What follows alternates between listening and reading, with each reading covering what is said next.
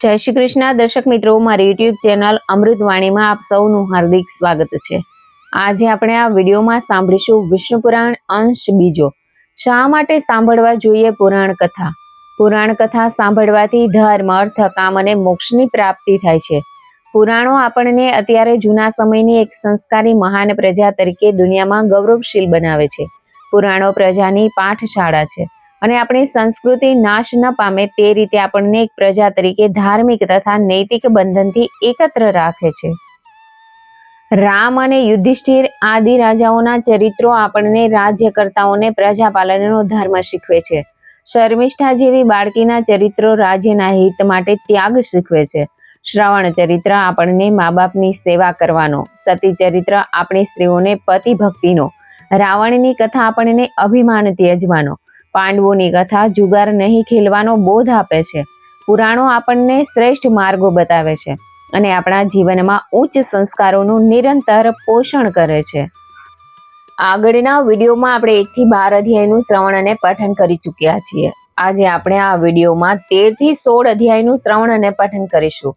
જો આપને મારો વિડીયો પસંદ આવે તો ચેનલને લાઈક, શેર અને સબસ્ક્રાઇબ કરો, જેથી નવા આવનારા વિડીયોના નોટિફિકેશન તમને મળતા રહે અને મારા વિડીયો આપ સુધી તુરંત પહોંચી શકે। અધ્યાય 13મો, જળ ભરતનું ચરિત્ર।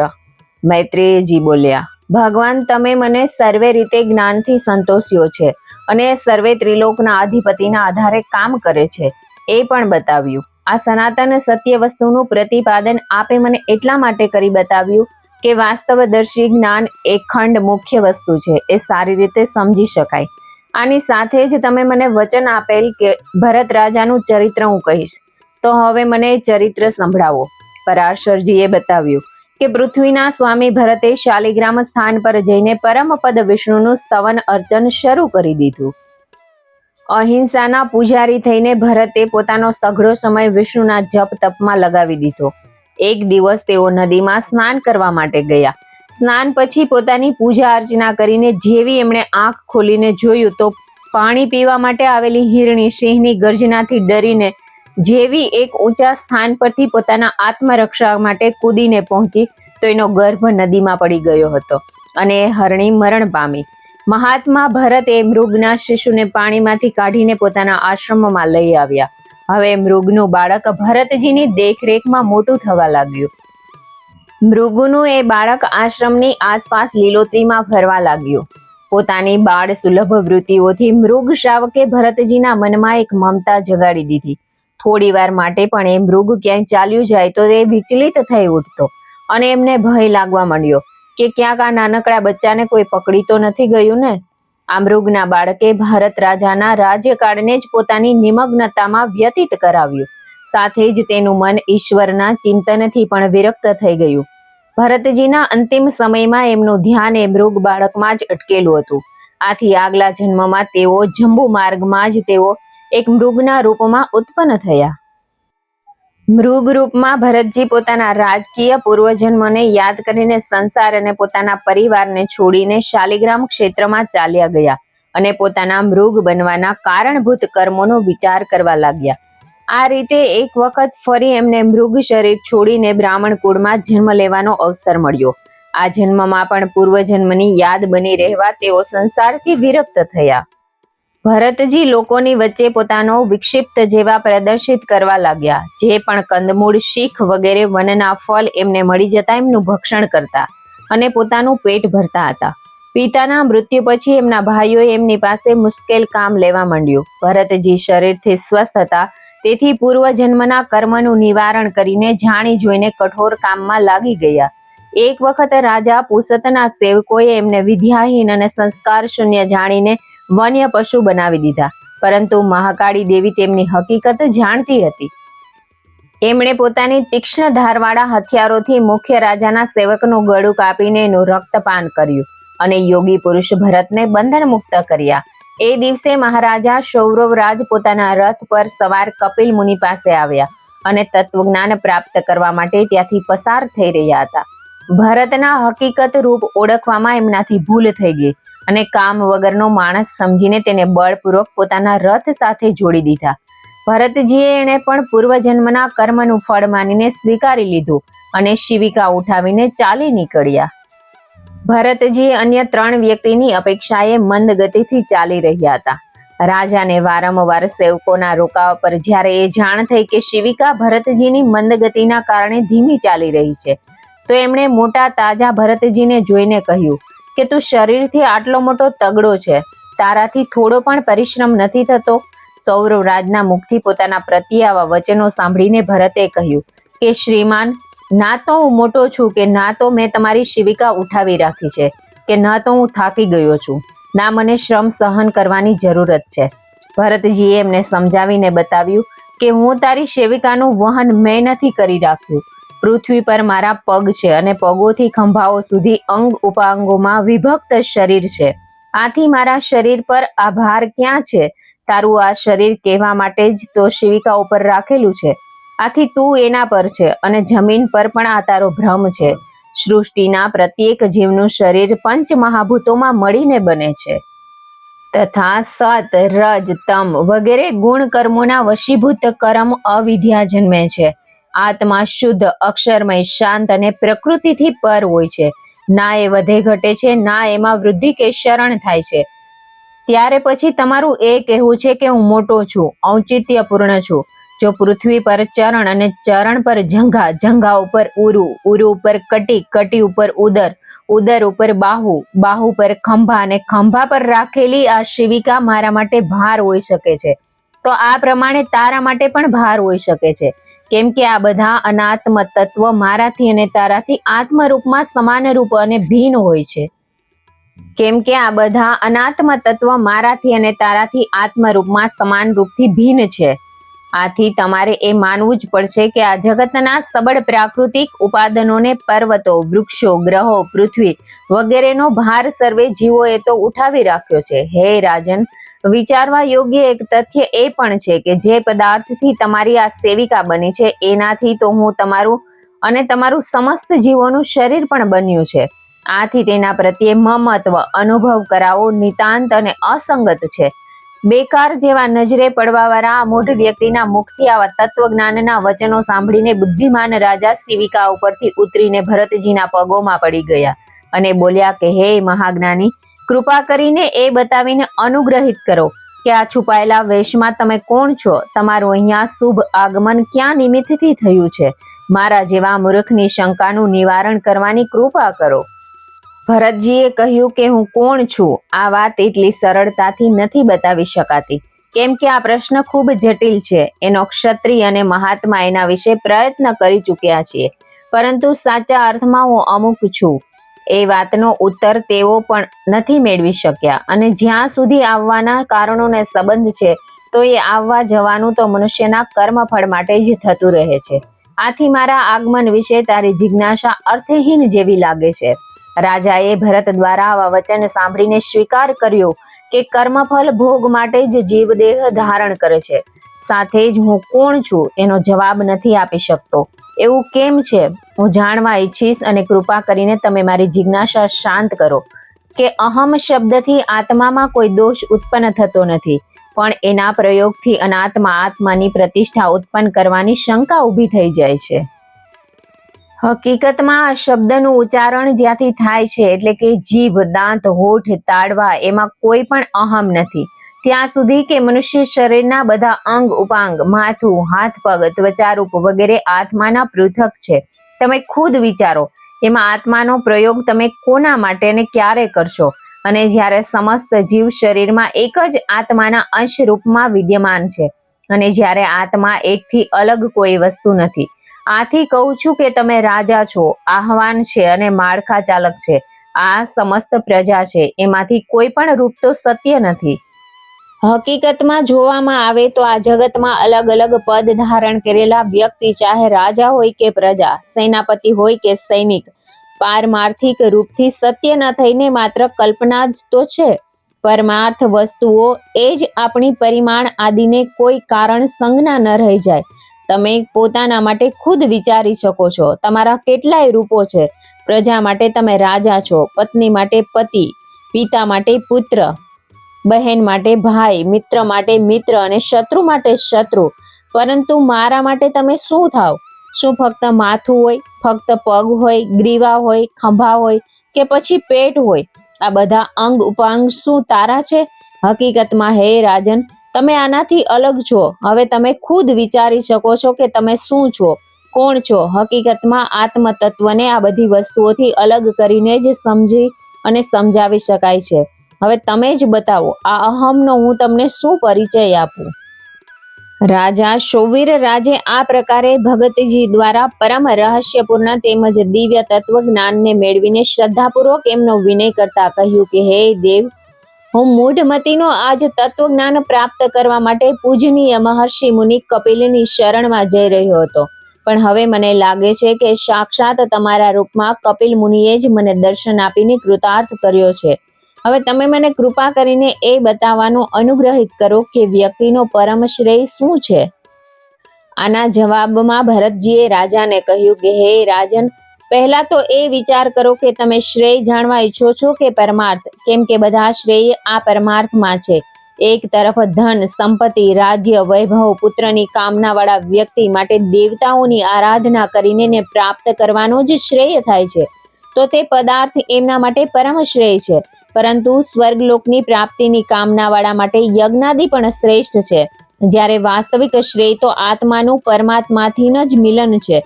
આ પ્રમાણે શ્રેય તો હજારો થાય, પણ એને પરમાર્થ નથી કહેવાતા. ધન ધર્મ માટે ત્યાજ્ય છે અને ભોગ માટે પ્રાપ્ય છે. તેથી આ પરમાર્થ નહીં. આ પ્રમાણે પુત્ર વગેરે પણ પરમાર્થ નથી, કેમ કે કોઈ પણ પુત્ર કોઈનો પિતા હોઈ શકે છે અને કોઈ પણ પિતા કોઈનો પુત્ર. આ રીતે પ્રત્યેક પુત્ર પોતાના પિતાનું રૂપ અને પોતાના પુત્રનું પરમાર્થ રૂપ કહેવાશે, અને એનાથી આ બધા કારણોને કાર્ય પરમાર્થ કહેવાશે. રાજ્ય વગેરે પણ પરમાર્થ નથી, અને જો એવું માની લેવામાં આવે તો પરમાર્થને પણ આવવા જવાવાળા માનવામાં આવશે, જ્યારે નિત્ય અને અનશ્વર છે. ઇતિ શ્રી વિષ્ણુ પુરાણે દ્વિતીય ભાગે 13મો અધ્યાય સમાપ્ત. અધ્યાય 14મો. જળ, ભરત અને શૌવીર રાજવી વચ્ચેનો સંવાદ. પરાશર બોલ્યા. એ પ્રમાણે જળ ભરતનું સત્યથી ભરેલું વચન સાંભળીને શૌવીરે નમ્ર થઈને આ પ્રમાણે કહ્યું. રાજા બોલ્યા કે હે ભગવાન, આપે જે કહ્યું તે સાંભળતા જ મારા મનની વૃત્તિઓ ઘૂમવા લાગી છે. પરાશર મુનિ આગળ જણાવતા બોલ્યા, આ પ્રમાણે યજ્ઞાદિ પણ વેદ વગેરે સંપન્ન હોવાને કારણે પરમાર્થ નથી. આ બધી ઘી, સમિધા, ચરુ વગેરે નાશવાન દ્રવ્યોથી સંપન્ન થાય છે, અને એનાથી પૂર્ણ થવાવાળી ક્રિયા યજ્ઞ વગેરે પણ નાશવાન થાય છે. જ્ઞાની પુરુષ પરમાર્થને અવિનાશી બનાવે છે. આ પ્રમાણે નિષ્કામ કર્મ યુક્તિ રૂપને મેળવવા માટે સાધન તો છે, પણ સાધ્ય નથી. આથી પરમાર્થ નથી. શરીરથી આત્માના પૃથક હોવાની પ્રક્રિયા પણ પાર્થક્ય ભાવને કારણે પરમાર્થ નથી હોતી. એમાં પણ ભેદ ભાવના છે. જ્યારે પરમાર્થ અભેદ્ય છે. જોવામાં આવે તો આત્મા અને પરમાત્માનો સંયોગ પણ પરમાર્થ નથી. એમાં પણ એક તત્વનું બીજા તત્વ સાથે એકમેવ ભાવ શક્ય નથી, કેમ કે જે પ્રકારે ગાય અને અશ્વને એક નથી કરી શકાતા, તે જ પ્રમાણે આત્મા અને પરમાત્માની ભિન્નતાને અભિન્ન નથી કરી શકાતી. એ જ પ્રકારે આત્મા અને પરમાત્માનો બિંબ અને પ્રતિબિંબનો સ્વભાવ પણ માની લઈએ તો એને ઉપાધિનું નિરાકરણ જ કહેવામાં આવશે. આ જ કારણ છે કે એને પરમ શ્રેય કહેવામાં આવી શકે છે, પરમાર્થ નહીં. પરમાર્થનું સ્વરૂપ એક ભિન્ન વસ્તુ છે. હકીકતમાં આત્મા એક એવો અવયવ છે જે પ્રકૃતિથી પરે, અવિકારી, જન્મ મરણ અને બુદ્ધિથી મુક્ત, સર્વવ્યાપી અને નિર્ગુણ અને શુદ્ધ રૂપ માનવામાં આવે છે. આ તો ના તો ક્યારેય અસદ પદાર્થોથી મેળ થાય છે, ન તો ક્યારેય શક્ય થઈ શકે છે. નાના દેહોમાં વિચરણ કરીને પણ આ એક છે, અને આ જ્ઞાન જ પરમાર્થ તત્વ છે. જ્યારે દ્વૈત ભાવના આ અપરમાર્શના દર્શન થાય છે. આ પ્રમાણે જ પણ કહી શકાય કે એક જ વાયુ વેણુના અલગ અલગ છિદ્રોથી નીકળીને સરગમની ધ્વનિઓ કાઢે છે. આ ધ્વનિ ભેદ જ એમાં દ્વૈતનો અભાવ કરાવે છે. આ રીતે નાના દેહના કારણે, નાની કર્મવૃત્તિના કારણે આ પરમાત્મા પણ ભેદવાન પ્રતીત થાય છે, પરંતુ હકીકતમાં આ ભેદ અવિદ્યારૂપી અંધકારના આવરણ સુધી જ મર્યાદિત છે. ભરતે રાજાને મહર્ષિ ઋભુ દ્વારા મહાત્મા નિદાધને આપવામાં આવેલ આદેશનું વૃતાંત સંભળાવ્યું. ઋભુ મુનિ શ્રી બ્રહ્માજીના એક પુત્ર જે પરમાર્થ તત્વના જાણકાર હતા. પુલસ્ત્ય મુનિનો પુત્ર નિદાધ એમને પણ પરમ પ્રિય શિષ્ય હતો. આ કારણ જ હતું કે ઋષિએ નિદાધની ગુરુ ભક્તિથી પ્રસન્ન થઈને એને સંપૂર્ણ તત્વજ્ઞાનનો ઉપદેશ આપ્યો. પરંતુ આની વચ્ચે ઋભુએ આ પણ અનુભવ કર્યો કે નિદાધની નિષ્ઠા અદ્વૈતમાં નથી. ઇતિ શ્રી વિષ્ણુ પુરાણે દ્વિતીય ભાગે 14મો અધ્યાય સમાપ્ત. અધ્યાય 15મો ઋભુનો નિદાધને ઉપદેશ. પરાશરજી આગળ બતાવતા બોલ્યા કે રાજાને વિચારમાં પડેલો જોઈને જળભરત બ્રાહ્મણે આત્મતત્વનું સ્પષ્ટ જ્ઞાન થાય તે માટે કથા કહેવા માંડી. આ ઘટનાના હજારો વર્ષ પછી એક દિવસ ઋભુ મુનિ દેવિકા નદીના કિનારે વસેલા મુનિ પુલસ્ત્યના ઉપવનોમાં સજિત સમૃદ્ધિથી સંપન્ન અને અત્યંત રમણીય વીરનગરમાં નિદાધને મળવા આવ્યા. ગુરુચરણોની શ્રદ્ધાપૂર્વક વંદના કરીને નિદાધ યોગ્ય રૂપમાં અર્ધ્યદાન કરીને મુનિ ઋભુને ભોજન માટે ઘરે આવવાનો અનુરોધ કરવા લાગ્યો. આ જાણીને મુનિએ સ્પષ્ટ રૂપથી નિદાધને બતાવ્યું કે હે રાજન, મારી કોઈ પણ પ્રકારની કુત્સિત અન્નની અભિલાષા નથી. તેથી તમે એ બતાવો કે જવ, સત્તુ, બાટી આ સમયે ઉપલબ્ધ છે. એમાં જે પણ આપને રુચિકર હોય એને જ ગુરુના ચરણોમાં અર્પણ કરો. આ સાંભળીને ઋભુએ કહ્યું કે આ બધા કુત્સિત ભોજન છે. રુચિની અનુકૂળ ખીર, હલવો, મઠ્ઠો અને ખાંડના સ્વાદિષ્ટ પદાર્થનો ભોગ કરવાની મારી અભિલાષા છે. આથી નિદાધે પોતાની પત્ની પાસે આ પ્રકારનું ફટાફટ ભોજન તૈયાર કરાવીને ગુરુ સેવામાં હાજર કરી દીધું. આને ઋભુએ ઈચ્છા અનુકૂળ રુચિની સાથે ભોગ લગાવ્યો.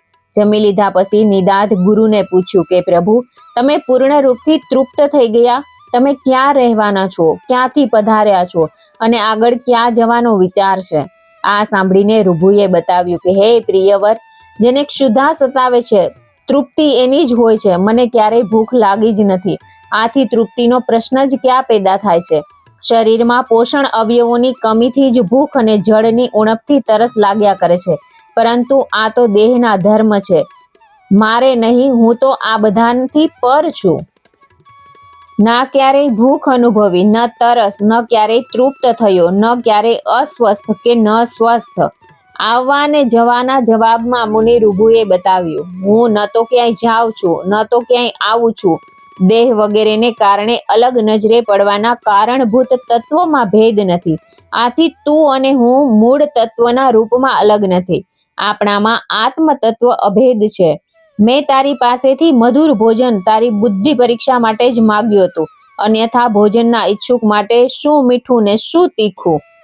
કેમ કે સમય કોઈ સ્વાદિષ્ટ ભોજનને નિતાંત અસ્વાદુ કે સુસ્વાદુ ભોજનને નિતાંત સ્વાદિષ્ટ ભોજન બનાવી દે છે. શું કોઈ એવું પણ અન્ન છે જે પ્રારંભથી અંત સુધી એક જ સ્વાદમાં હોય? જ્ઞાની પુરુષને સ્વાદુ અને અસ્વાદુના ભેદથી પરે ચિત્તને સમાન ભાવ દ્રષ્ટિવાળું બનાવી લેવું જોઈએ. અસમાનના ભાવ જ મોક્ષનું એકમાત્ર સાધન છે. ઋભુ દ્વારા પરમાર્થ તત્વની જ્ઞાનના પ્રબોધિત નિદાધ એમના પ્રત્યે શ્રદ્ધાથી નત થઈ ગયો તથા પોતાના જ્ઞાન ચક્ષુ ખુલી જવાના કારણે ગુરુની કૃપાના વખાણ કરતો કરતો એમનાથી પરિચય મેળવવાનો અનુયય વિનય કરવા લાગ્યો. શિષ્યના શ્રદ્ધા ભાવને જોઈને ઋભુએ પોતાના પરિચય આપીને સકળ જગતના કારણરૂપ વાસુદેવ પરમાત્માનું સ્વરૂપ જાણવાની રુચિ રાખવાવાળા અને અભેદ બુદ્ધિ રાખવાનો ઉપદેશ આપીને પોતાના માર્ગ પર પાછા ફરી જવાનો ઉપક્રમ કર્યો. ઇતિ શ્રી વિષ્ણુ પુરાણે દ્વિતીય ભાગે 15મો અધ્યાય સમાપ્ત. અધ્યાય 16મો ઋભુ નિદાધને ફરી ઉપદેશ આપે છે. બ્રાહ્મણ બોલ્યો કે હે રાજન, 1000 વર્ષ વીતી ગયા ત્યારે ફરીથી નિદાધને જ્ઞાન પ્રદાન કરવાના હેતુથી ઋભુએ જ નગરમાં આવ્યા. એ વખતે નગરીનો રાજા પહેલાના સૈન્ય અને પરિવાર સમેત પોતાના પાટનગરમાં પ્રવેશવાની તૈયારીમાં હતો. એ સમયે મુનિવર ઋભુએ નગરની બહાર નિદાધને જોઈ લીધો. લોકોની અપાર ગીર્દી પોતાના રાજવીને નિરખવા જામી હતી. એટલે આ મુનિ એમનાથી દૂર જઈને ઊભા રહ્યા અને સમીધો અને દર્ભો લઈને જંગલમાંથી તે સીધા આવેલા અને ભૂખથી લઈને એમનું ગળું સુકાવા લાગ્યું હતું. નિદાધને જોયો અને ગુરુદેવ મુનિ ઋભુ એમની પાસે ગયા. નિદાધે ગુરુદેવને જોતા જ ઊભા થઈને એમને પ્રણામ કર્યા અને પૂછ્યું કે આવા એકાંતમાં કેમ ઊભા છો? નિદાધે કહ્યું કે રાજા નગરમાં પ્રવેશ કરી રહ્યા છે અને તેમનું સ્વાગત કરવા પ્રજા અતિ સંખ્યામાં એકત્રિત થઈ છે. આ ગીર્દીમાં દાખલ થઈને શું કરવું? એટલે હું અહીં ઊભો છું. ઋભુએ પ્રશ્ન કર્યો, આ બધામાં રાજા કયો છે? લોકો ક્યાં છે? તમે અહીંના રહેવાસી છો એટલે બધું જાણતા હશો. નિદાધે કહ્યું કે પેલા હાથી ઉપર બેઠેલા છે તે રાજા છે અને તેની આસપાસ ચાલતા રાજાના માણસો છે. રૂભુ બોલ્યા, તમે હાથી, રાજા અને લોકોને એક સાથે મને બતાવ્યા છે. તમે મને એ સર્વેને અલગ અલગ પાડીને બતાવો. મને હાથી બતાવો અને પછી રાજા બતાવો. નિદાધે કહ્યું, જે આ નીચે દેખાય છે તે હાથી છે અને તેની ઉપર છે તે રાજા છે. રૂભુએ કહ્યું કે હે વિપ્ર, હું જે રીતે સમજુ છું તે મને સમજાવો. અહીં નીચે એ શબ્દનો અર્થ શું છે અને ઉપર શબ્દનો અર્થ શું છે?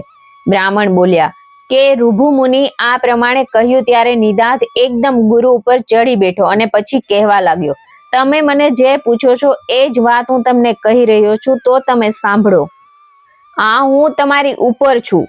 એમ હાથીની ઉપર છે તે રાજા છે અને તમે જે રીતે મારી નીચે છો એમ હાથી રાજાની નીચે છે. તમને પ્રત્યક્ષ દેખાડવા માટે મારે આ ઉદાહરણ બતાવ્યું છે. રૂભુ બોલ્યા કે હે વિપ્ર, તમે રાજાની જેમ મારી ઉપર ચડી બેઠા છો અને હું હાથીની જેમ નીચે રહેલો છું. તો તમે મને હવે બતાવો કે તમે પોતે કોણ છો અને હું કોણ છું તે કહો. બ્રાહ્મણ બોલ્યો કે આ પ્રમાણે મુનિવર રૂભુએ કહ્યું એટલે તરત જ નિદાધે એમના પગ પકડી લીધા અને પોતાના માથા ઉપર મૂકી દીધા અને ક્ષમા યાચના માંગી. અને પછી બોલ્યો કે ગુરુદેવ, આપ ખરેખર મારા પ્રભુ છો, અદ્વૈત જ્ઞાનના સંસ્કાર સ્વામી છો. રૂભુ બોલ્યા કે તારી સેવાથી હું પહેલીવાર તારા ઉપર પ્રસન્ન હતો જ. મને ફરી આજે તને ઉપદેશ આપવા માટે જ આવ્યો છું. હે બુદ્ધિમંત, પરમાર્થ જ્ઞાનના સાર સ્વરૂપ જે અદ્વૈત જ્ઞાન વ્યાપ્ત છે તે સમસ્ત જ્ઞાનની સરવાણી મેં તને બતાવી છે. આમ નિદાધને ઉદ્દેશીને કહ્યા પછી તે વિદ્વાન ગુરુ ત્યાંથી વિદાય થયા અને નિદાધ લીન થઈને જોતો જ રહી ગયો. એ બ્રાહ્મણને એ સમયે બધું જ એકરૂપ દેખાવા માંડ્યું. પરબ્રહ્મ પરમાત્મા સ્વરૂપ ગુરુદેવ એની દ્રષ્ટિમાં વસી ગયા. હવેની દ્રષ્ટિમાં સર્વત્ર આત્મ તત્વ દેખાવા માંડ્યું. સગા વહાલા અને શત્રુઓ આત્મીય લાગતા ભ્રાંતિ દૂર થઈ ગઈ. પૂર્વ જન્મના સ્મરણથી એ બ્રાહ્મણ પૂર્વ જન્મના જડ ભરતને આત્મજ્ઞાન પ્રાપ્ત થયું. આ ભરત ચરિત્રની કથા જે માણસ સાંભળે છે અને સંભળાવે છે તેને નિર્મળ બુદ્ધિ પ્રાપ્ત થાય છે, આત્મમોહ દૂર થાય છે અને જીવન મુક્ત થાય છે. ઇતિ શ્રી વિષ્ણુ પુરાણે દ્વિતીય ભાગે 16મો અધ્યાય સમાપ્ત. અહીંયા બીજો ભાગ પૂરો થાય છે અને આવતા વિડીયોમાં આપણે ભાગ 3 સાંભળીશું. જય શ્રી કૃષ્ણ, જય શ્રી વિષ્ણુ ભગવાન.